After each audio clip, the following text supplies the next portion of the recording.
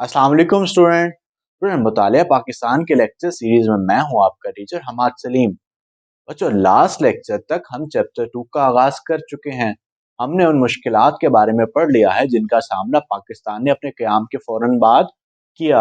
हमने red Cliff की नाइंसाफियों को देख लिया है, इंतजामी मुश्किलात के बारे में पढ़ लिया है, महाजरीन की आबादकारी में किन मसाइल का सामना था, असासों की तकसीम कैसे की गई, फौज की तकसीम कैसे हुई, रियासतों के क्या तनाज़ात थे, ये हम पढ़ चुके हैं। आज के लेक्चर में हम अपने एक्सरसाइज का तीसरा लॉन्ग क्वेश्चन पढ़ने वाले हैं। ये कायदे आज़म की सियासी बसीरत, फोर साइटेडनेस ऑफ कायदे आज़म के मुतालिक है। क्वेश्चन आपकी स्क्रीन पे मौजूद है। कायदे आज़म ने क़याम पाकिस्तान के बाद 1 साल और 1 माह के मुख्तसर अरसे में महाजरीन की आबादकारी, इंतजामी इस्लाहात, खारजा पॉलिसी नेज़ भारत से कौन से ठोस इकदाम उठाए? What did guide advice for the consolidation of Pakistan? जी बच्चों, क्वेश्चन आपने सुन लिया। मैंने आपको लास्ट लेक्चर में भी बताया था, इंग्लिश मीडियम और उर्दू मीडियम में क्वेश्चन डिफरेंट हैं। तो आपसे जितना सवाल में पूछा जाएगा आप जवाब में उतना ही बताएंगे। जवाब के आगाज में हम पस मंजर बैकग्राउंड को देखते हैं। करारदाद पाकिस्तान में मुसलमानों ने, मुस्लिम लीग ने यह मुतालबा किया था कि तकसीम के अलावा वो किसी और मंसूबे को, किसी और स्कीम को मंजूर नहीं करेंगे। अंग्रेज़ों ने अपनी मुकम्मल कोशिश की, लेकिन जब उनको इस बात का यकीन हो गया कि मुसलमान पाकिस्तान के अलावा एक और अलग रियासत के अलावा किसी और मुतालबे को नहीं मानने वाले, तो उन्होंने हिंदुओं के साथ मिलकर एक गठजोड़ बना लिया। उन्होंने एक ऐसी कमज़ोर रियासत मुसलमानों के हवाले की जो ज़्यादा देर तक स्टेबल ना रह सके, कायम ना रह सके और दोबारा से हिंदुस्तान में बरे-सगीर के अंदर शामिल हो जाए। कायद-ए-आज़म हिंदुओं और अंग्रेज़ों की साजिश को अच्छे से जानते थे। कायद-ए-आज़म ने अपनी ख़राब सेहत के बावजूद दिन-रात काम किया और पाकिस्तान को अपने पाँवों पर खड़ा कर दिया। फर्स्ट हेडिंग हमारे पास आ जाएगी, महाजरीन की आबादकारी, रिहेबिलिटेशन ऑफ रिफ्यूजीज। अब इस मसले के बारे में तो हम पढ़ चुके हैं कि हिंदुओं ने क्या किया था। जो मुसलमान उधर मौजूद थे, हिंदू अक्सरियत इलाकों में रहते थे, वहां पे रहना चाहते थे, उनको भी मार के वहां से निकाल दिया, भगा दिया, ताकि वो पाकिस्तान में आए, यहाँ की नई हुकूमत उनको संभाल ना सके और पाकिस्तान और कमजोर हो जाए। इस सूरत हाल को देखते हुए कायदे आजम ने अपने हेडक्वार्टर को कराची से लाहौर मुंतकिल कर दिया, ताकि महाजरीन की आबादकारी की सूरत हाल को वो खुद से मॉनिटर कर सकें। सरकारी अमलाक, हस्पताल, स्कूल, महाजरीन को ठहराया गया, कैंप कायम किए गए। हिंदू पाकिस्तान से भारत जाते हुए अपनी जो घर जायदाद यहाँ पे छोड़ गए थे, कायदे आजम ने उनको मुसलमानों को अलॉट कर दिया। वो महाजरीन जो भारत से हिजरत करके आ रहे थे उनके घरों को अलॉट कर दिया, ताकि वो वहां पे मुस्तकिल कयाम कर सके। पाकिस्तान की हुकूमत भी नहीं थी, उनके पास असासों का मसला था। भारत असासों की तकसीम नहीं कर रहा था। हुकूमत के साथ साथ अवाम की मदद की भी बहुत ज़रूरत थी। इस मकसद के लिए कायदे आज़म रिलीफ फंड बराए महाजरीन कायम किया गया। कायदे आज़म ने मुसलमानों से अपील की कि वो महाजरीन की मदद करें। इस मौके पे कायदे आज़म का कहना था, तारीख में ऐसी कई मिसालें मौजूद हैं कि नौजवान कौमों ने अपने किरदार की पुख्तगी और पक्के इरादे की बदौलत अपने आप को मजबूत बनाया। हमारी तारीख बहादुरी और अज़्म की दास्तानों से भरी हुई है। हमें अपने आप में मुजाहिदों की सी रूह पैदा करनी है। एक और मौके पर कायद-ए-आज़म ने इरशाद फरमाया, हम पाकिस्तानी अवाम पर यह फ़र्ज़ आयद होता है कि हम इन मुहाजिरीन को बसाने के लिए हर मुमकिन इमदाद मुहैया करें। जो पाकिस्तान आ रहे हैं, इन लोगों को ये मसाइल इस वजह से दरपेश हैं कि वो मुस्लिम कौम से ताल्लुक़ रखते हैं। अगर वो मुसलमान ना होते तो भारत से हिंदू उनको पाकिस्तान ना भेजते। पाकिस्तान के मुसलमानों ने कायद-ए-आज़म की आवाज़ पे लब्बैक कहा और महाजरीन की भरपूर मदद की, उनको अपने घरों में जगह दी, उनके मदद के लिए माली इमदाद की। नेक्स्ट हेडिंग आ जाती है, इंतजामी इस्लाहात, एडमिनिस्ट्रेटिव रिफॉर्म्स। वो जो इंतजामी मुश्किलात में हमने पढ़ लिया था कि पाकिस्तान के अंदर इंतजामी मशीनरी की कमी थी, मुलाजमीन की कमी थी, दफातर के अंदर फर्नीचर नहीं था, स्टेशनरी नहीं थी। कायद-ए-आज़म ने मुलाजमीन को तलकीन की कि वो जज्बे से काम करें। अगर हम अपने पूरे जज्बे से काम करेंगे तो ये चीज़ें हमारे लिए कोई मायने नहीं रखेंगी। قائد اعظم نے 11 اکتوبر 1947 کو ملازمین سے خطاب کرتے ہوئے فرمایا، ہمارے لیے یہ ایک چیلنج ہے۔ اگر ہمیں ایک قوم کی حیثیت سے زندہ رہنا ہے تو ہمیں مضبوط ہاتھوں سے ان مشکلات کا مقابلہ کرنا ہوگا۔ ہمارے عوام غیر منظم اور پریشان ہیں اور مشکلات نے انہیں الجھایا ہوا ہے۔ ہمیں انہیں مایوسی کے چکر سے باہر نکالنا ہے اور ان کی حوصلہ افزائی کرنی ہے۔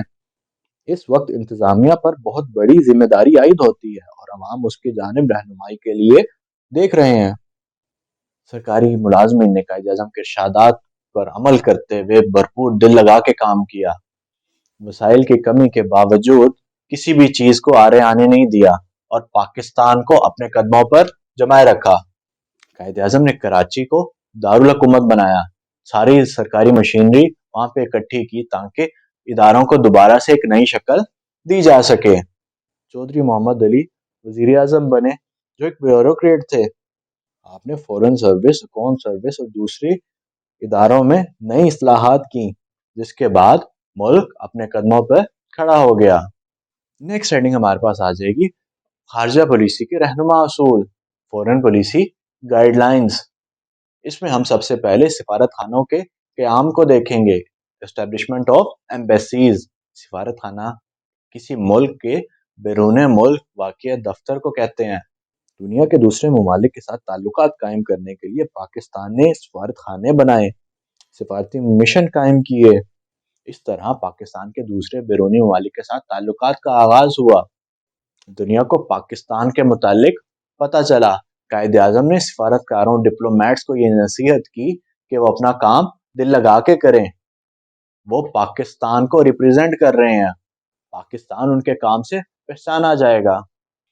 آپ نے انہیں ہدایت کی کہ سیاسی، سفارتی، فوجی، تجارتی اور معاشی شعبوں میں قومی مقاصد کا حصول یقینی بنائیں۔ نیکسٹ ہمارے پاس آ جائے گا اقوام متحدہ کی رکنیت، membership of United nation. United nation اقوام متحدہ ایک بین الاقوامی ادارہ ہے۔ دوسری جنگ عظیم میں جب لاکھوں جانیں ضائع ہو گئیں تو دنیا سوچنے میں پڑ گئی کہ ایسا کیوں ہوا ہے، جس کے بعد ایک ایسا ادارہ بنایا گیا جس کے تمام دنیا کے ممالک ممبران تھے۔ اس ادارے کا نام اقوام متحدہ رکھا گیا اور اس کا مقصد یہ تھا کہ دوبارہ سے کوئی جنگ عظیم نہ ہو، عالمی امن کو بچایا جا سکے۔ پاکستان نے اپنے قیام کے بعد 30 ستمبر 1947 کو اس کی رکنیت حاصل کی۔ پاکستان نے اس بات کا عزم کیا کہ وہ دنیا میں امن کے قیام کے لیے کوشاں رہے گا، اقوام متحدہ کے اصولوں کو قبول کرے گا اور اس کے ساتھ ساتھ اقوام متحدہ کے فیصلوں پر پوری طرح عمل کرتا رہے گا۔ دوسرے ممالک نے پاکستان کے اس بیان کا خیر مقدم کیا۔ نیکسٹ ہمارے پاس آ جاتا ہے مسلم ریاستوں سے خصوصی تعلقات، special relation with Muslim status.